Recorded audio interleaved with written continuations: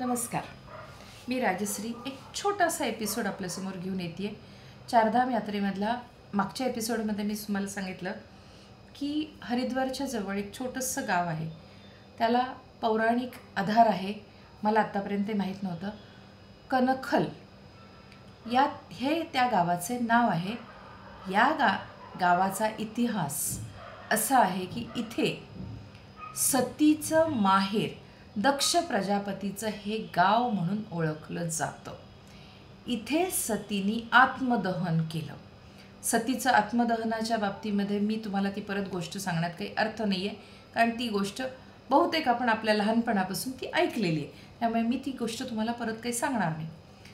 पण त्यासाठी म्हणून हे दाखवलं जातं ते ठिकाण जिथे यज्ञ केला गेला, जिथे दक्ष प्रजापतीने यज्ञ केलेला होता, त्या यज्ञाचं ठिकाण दाखवलं जातं. ज्या यज्ञामध्ये उडी मारली सतीने, चिडून संतापून उडी मारली, ते पण ठिकाण दाखवलं जातं आपल्याला.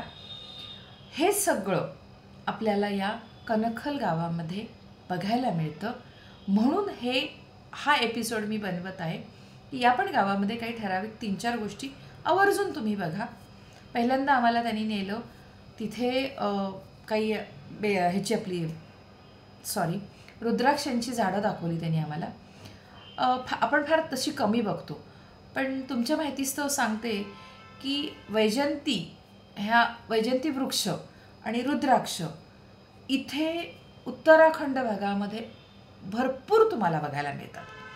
आणि हो, आता याच एपिसोडमध्ये मी कुठून काय आणायचं हे पण तुम्हाला सांगते. त्यामुळे आत्ता आम्ही जे कनखल गावामध्ये गेलेलो होतो, तिथे जो पहिला भाग आम्ही बघितला, तिथे जे मंदिरं होती, आता ही नवीन मंदिरं आहेत. म्हणजे ते आधी ठिकाण होतं, पण तिथे आधीचं काही नसेल बहुतेक, कारण ही सगळी नवनिर्मित मंदिरं मला दिसली. तर तिथे मात्र रुद्राक्षांची झाडं होती आणि छोटी छोटी रुद्राक्षांची हिरवी फळं लागलेली होती. तिथल्या गाईडने आम्हाला असं सांगितले की हा बहर आलेला आहे आणि साधारण मार्च-एप्रिलमध्ये याचा रंग बदलतो आणि मेमध्ये मात्र ते फळ धरतं व्यवस्थित आणि ते फळ पिकायला लागतं आणि त्यातून रुद्राक्ष बाहेर पडतो. मग तो कोणत्या मुखी रुद्राक्ष आहे हे आत्ता काहीच सांगता येत नसतं. त्यांनी कच्चं फळ आमच्यापैकी एकीच्या जवळ दिलं, पण तो म्हणाला की याचा काही उपयोग होणार नाही, त्याला नंतर बुरशी येऊन ते खराब होऊन जाईल फळ. पण एक उत्सुकता म्हणून ते फळ आम्ही सगळ्यांनी बघितलं. अशी रुद्राक्षाची झाडं आहेत, नवनिर्मित मूर्त्या आहेत, पण त्या छान प्रसन्न होत्या. एक शंकराचं मंदिर होतं तिथेच. मला ते मंदिर खूप आवडलं. नंदी खूपच सुंदर होता. म्हणजे आत्तापर्यंत मी जेवढे नंदी बघितले, तर त्याची बसण्याची आईट त्या नंदीची, तो असा एक मी व्हिडिओ पण तुम्हाला माझ्या या यूट्यूब चॅनलवर पाठवेन. खूपच गोड, म्हणजे नंदी इतका गोड मी आजपर्यंत आयुष्यात कधी बघितला नाही. तो एक पाय असा अगदी वर घेऊन बसलेला, मान थोडीशी तिरपी, म्हणजे ज्याने कोणी तो बनवलेला आहे, तो पितळेचा नंदी होता, त्याची मात्र खरंच कमाल. म्हणजे नंदीच्या चेहऱ्यावरचे भाव देखील सुंदर होते. मला त्यामुळे ते मंदिर फार लक्षात राहिलं. आणि त्या मंदिरामध्ये आतमध्ये शिवलिंग होतं, त्याला रुद्राक्ष होते, पण त्या मंदिराच्या बाहेरच्या बाजूला कम्प्लीट रुद्राक्ष लावलेले होते, चिटकवलेले रुद्राक्ष होते. पूर्णपणे ओम काढलेला होता, त्रिशूळ काढलेला होता, हे सगळं रुद्राक्षाने बनवलेलं होतं. त्यामुळे त्याचं देखणे पण अजून मनात भरत होतं. म्हणून मला त्या कनखल गावामधलं हे एक मंदिर मात्र खूप आवडलं. तिथून आम्ही बाहेर पडलो. ते छोटेसे टमटम असतात, त्या टमटम घेऊन आम्ही हे फिरत होतो ग्रुपने. तिथून जिथे सतीचं ते माहेर होतं, जिथे यज्ञ झाला, ते हवन, यज्ञाची जागा वगैरे हे सगळं आम्हाला त्यांनी त्या आमच्या गाईडनी वगैरे दाखवलं. ते आम्ही सगळं बघितलं. जिथे जिथे पॉसिबल आहे तिथे आम्ही फोटोशूट वगैरे केलं आणि एक 2 तासाचा वगैरे तो आम्ही सगळा भाग बघितला. त्यातले पण मी व्हिडिओ टाकेन. पण आवर्जून सांगण्यासारखं असं की पण बघा, म्हणजे आपण जे फक्त गोष्टीमध्ये ऐकतो किंवा आईवडिलांकडून, आजी आजोबांकडून आपण ही सगळं ऐकलेलं आहे, बघितलेलं पण आहे, ते तुम्हाला ती जागा बघायला मिळते. त्या जागेचं पावित्र्य किंवा तिथे आपण पाय ठेवतोय. आणि अजून एक की कनखल गावामध्ये एकमेव सासऱ्याचं आणि जावयाचं मंदिर एकत्र आहे. म्हणजे दक्ष प्रजापतीचं आणि महादेवांचं मंदिर एकत्र आहे. ते भारतातलं एकमेव मंदिर म्हणून ओळखलं जातं. अशा रीतीने आम्ही तो 2-2.5 तासांचा पूर्ण टप्पा कणखल गावातला केला आणि परत आम्ही आमच्या हॉटेलवर परत आलो. आता या पद्धतीने आजचा आमचा पूर्ण दिवसाचा टूर इथे संपलेला आहे. उद्या आम्हाला प्रयाण करायचं आहे.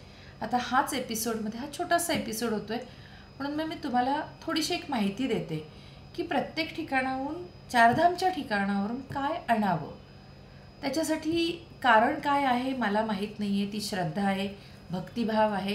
ज्याची त्याची इच्छा आणायची असेल तर तुम्ही आणू शकता, नाही आणलं तरी असं काही नाही आहे. पण श्रद्धाभावाने आणलं तर काही हरकत नाही आहे. जसं आपले भारतातले 4 धाम आहेत, तर ते भारतातल्या 4 धामांमधून पण काय आणायचं असतं आणि उत्तराखंडाच्या 4 धामांमधून पण काय आणायचं हे पण ठरलेलं आहे. आता पहिलं धाम आपण बघितलं यमुनोत्री धाम. पण यमुनोत्री धामवरून काहीही आणू नये असं माझी आजी मला सांगायची. मला अजूनही आठवते, म्हणजे मी तरुण झाल्यानंतर पण असं बऱ्याचदा विषय निघायचा. तिला ह्याच्याबद्दल भरपूर माहिती होती आणि जुन्या काळीच्या बायकांना माहिती पण असायचं खूप, कारण त्यांचं विश्वस्त असायचं. त्यामुळे ती अशी नेहमी सांगायची काही ना काही ते की इथून हे आणायचं, तिथून ते आणायचं, किंवा तिथून हे आणू नको बरं का, तिथून ते आणू नको. तसं तिने मला त्यावेळेलाच मागे सांगितलेलं होतं की यमुनोत्रीवरून यमुनेचं पाणी पण नाही आणायचं, यमुनेची माती पण नाही आणायची. तर मला नेहमी प्रश्न पडायचा की का नाही आणायचं, मी तिला नेहमी विचारायची. त्यावेळेला तिने मला एक गोष्ट सांगितली. ती गोष्ट मी तुम्हाला आज या एपिसोडमध्ये सांगते की यमी आणि यम हे बहीण भाऊ, हे तर आपल्याला सगळ्यांना माहिती आहे. भाऊबीजेशी नातं त्यांचंच जोडले. भाऊबीज हा प्रकार जो दिवाळीमध्ये केला जातो हे यम आणि यमीचंच प्रतीक आहे. एकदा असं होतं की भाऊबीज येते आणि यमांच्या मागे तर आपल्याला माहिती आहे की केवढं मोठं काम असतं, आणि त्या दिवशी भाऊबीज असते आणि यमांना एवढं मोठं ब्रह्मदेवानी कितीतरी आत्म्यांना पृथ्वीवरून आणायचं काम दिलेलं असतं. आणि त्या सगळ्या गोंधळामध्ये यमदेव विसरून जातात की आज भाऊबीज आहे आणि आपल्याला यमीकडे ओवाळायला जायचं आहे. यमी दिवसभर वाट बघते, आत्ता येतील यमदेव, मग येतील, पण ते कामाच्या गडबडीमध्ये विसरून जातात. ती खूप नाराज होते, तिला वाईट वाटतं. पण श्री विष्णूंना श्री महादेव आणि श्री ब्रह्मदेवांना हे बघवत नाही. म्हणून श्री विष्णू काय करतात की आपलं सुदर्शन चक्र थोड्या वेळाकरता दिवसावर झाकून टाकतात, म्हणजे दिवसाला कमी करतात आणि रात्र लवकर उजेडवतात आणि चंद्राला उगवायला सांगतात. म्हणजे ॲक्च्युली तो दिवस असतो, पण तात्पुरतं ते आपल्या सुदर्शन चक्राने दिवसाला थांबवून ठेवतात आणि रात्र होते आणि चंद्र येतो. मग ब्रह्मदेव यमीला सांगतात की यमदेव तर अजून आलेले नाही आहे, तर तू असं कर की तू चंद्राला ओवाळ, चंद्राला यमदेव समज आणि ओवाळ, पण तुझी आजची भाऊबीज तू राहू देऊ नकोस. मग यमी चंद्राला ओवाळते, ओवाळणं होतं सगळं. आणि म्हणून अजूनही ती परंपरा सुरू झालेली आहे की जिचा भाऊ नसतो जवळ, येऊ शकत नाही, ती स्त्री, ती मुलगी चंद्राला आपला भाऊ म्हणून ओवाळते भाऊबीजेच्या दिवशी. ही परंपरा तेव्हापासून सुरू झालेली आहे. यमी ओवाळते चंद्राला आणि सगळं होतं. तेवढ्यात यमदेव येतात आणि ते म्हणतात, अरे अजून दिवस तर संपला नाही, मग चंद्र कसा काय उगवला. त्यांच्या लक्षात येतं की हे सगळी माया रचलेली आहे श्री विष्णूनी. मग त्यावेळेला ते म्हणतात, यमीला ते शब्द देतात की आज मी चुकलो, मी आज येऊ शकलो नाही वेळेवर, तर यापुढे मी कधीही तुला एकटं सोडणार नाही.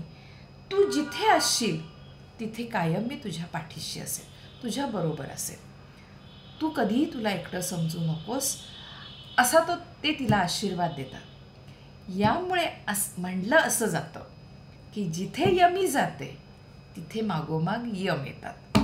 म्हणून यमुनोत्री धामवरून पाणी म्हणलं की यमी आली, माती म्हणलं की यमी आली, ती आली म्हणजे तुम्ही तिला घरी घेऊन आलात, म्हणजे तिच्या पाठोपाठ तुम्ही यमांना पण आमंत्रण दिलेलं आहे. शेवटी आपण माणूस आहोत, आपण यमदेवांना तर घाबरणार. म्हणून माझी आजी सांगायची की यमुनेवरून पाणी पण नाही आणायचं आणि माती पण नाही आणायचं. तिथेच तिला मनोभावे प्रार्थना करायची, नमस्कार करायचा, तिची ओटी भरायची, पण तिला घरी घेऊन यायचं नाही. अशी माझी आजी गोष्ट सांगायची, मला ती पटायची. त्यामुळे मी तिथून काही आणलेलं नाही आहे. आणि मी ज्यांना माझं पटतं त्यांना मी हा निरोप दिला. आणि या टूरमधल्या सगळ्यांनी ऑलमोस्ट माझं ऐकलं आणि कोणी काही तिथून आणलं नाही. हा झाला यमुनोत्रीचा. त्याच्यानंतर गंगोत्रीवरून काय आणायचं, तर गंगोत्रीवरून तुम्ही गंगेचं पाणी आणि गंगेची माती घेऊन यायची. केदारनाथ धामवरून तुम्ही केदारनाथची तिथली माती घेऊन यायची असते आणि अलकनंदा थोडीशी घेऊन यायची असते. बद्रीनाथवरून तुम्ही वैजंती माळ, तुळशीची माळ आणि तिथे तुम्हाला कॉईन्स मिळतात. बद्रीनाथ आणि केदारनाथचे असे थोडेसे गोल्डन कलरचे कॉईन्स मिळतात. ते कॉईन्स घेऊन यायचे असतात. तिथून तुम्ही, आणि जमलंसं तुम्हाला तिथे पिवळं चंदन मिळतं, ते पण चंदन तुम्ही आणू शकता. हे सगळं घेऊन यायचं असतं. आणि तुम्हाला शक्य असेल तर हे तुम्ही तुमच्या आप्तस्वकीयांना देऊ शकता प्रसाद म्हणून. हे द्यावं असं म्हटलं जातं. मात्र एक सांगते की कुठलीही गोष्ट तुम्ही ज्यावेळेला घेऊन येता त्यावेळेला ती लगेच मंदिरात ठेवायची नसते. माती तर कधीही मंदिरात ठेवू नये. जर तुम्हाला ती माती मंदिरात ठेवायची असेल तर ब्राह्मणाकडून त्यावर विधिवत पूजा करून घेऊन एका काचेच्या डबीमध्ये घालून किंवा बाटलीमध्ये घालून ती तुम्हाला मंदिरात ठेवावी लागते. पाणी वगैरे तुम्ही ठेवू शकता. पाणी हे अभिषेकासाठी वापरलं जातं. पण माती इव्हन वैजंती माळ, तुळशीची माळ जरी तुम्ही आणली आणि तुम्हाला ती वैजंती माळ ही विष्णूची आवडती माळ आहे, बाळकृष्णाची आवडती माळ आहे म्हणून ती आणायची आणि बाळकृष्णाच्या गळ्यात घालायची. तुळशीची माळ विठ्ठलाची आवडती आहे, सर्वांनाच माहिती आहे. त्याच्यामुळे तुम्ही ती विठ्ठलाच्या गळ्यात घालू शकता. पण ही घालायच्या आधी तुम्हाला गंगेच्या आधी पंचामृताने अभिषेक केला, त्याची पूजा केली पाहिजे. मग गंगेच्या पाण्याने त्याची पूजा करायची आणि मग जप, म्हणजे हे सगळं करत असताना त्या देवाचा जप करून तिला पवित्र बनवायचं आणि मग ती वापरायला घ्यायची. अशी ही पद्धत आहे. त्या गोष्टी तिथून आणल्यानंतर करायची आणि या गोष्टी अशा पद्धतीने करूनच तुम्ही तुमच्या घरामध्ये ठेवू शकता. इथपर्यंत मी माझ्या परीने आपल्याला सगळ्या गोष्टी सांगायचा प्रयत्न केला आहे. मला आशा आहे की तुम्हाला हे सगळे एपिसोड मनापासून आवडले असतील तर मला कमेंट बॉक्समध्ये कमेंट करून नक्की सांगा. माझ्याकडून काही चुकीच्या पद्धतीने सांगितलं गेलं असेल ते पण मला तुम्ही सांगू शकता कमेंट बॉक्समध्ये. पण जितकी माहिती मला माझ्या पूर्वजांच्याकडून मिळाली ती माहिती मी आपल्यापर्यंत गोष्टीच्या रूपातली मी सांगण्याचा प्रयत्न केला आहे. भेटूयात असेच पुढील एपिसोडमध्ये. तोपर्यंत मला अनुमती द्या. नमस्कार.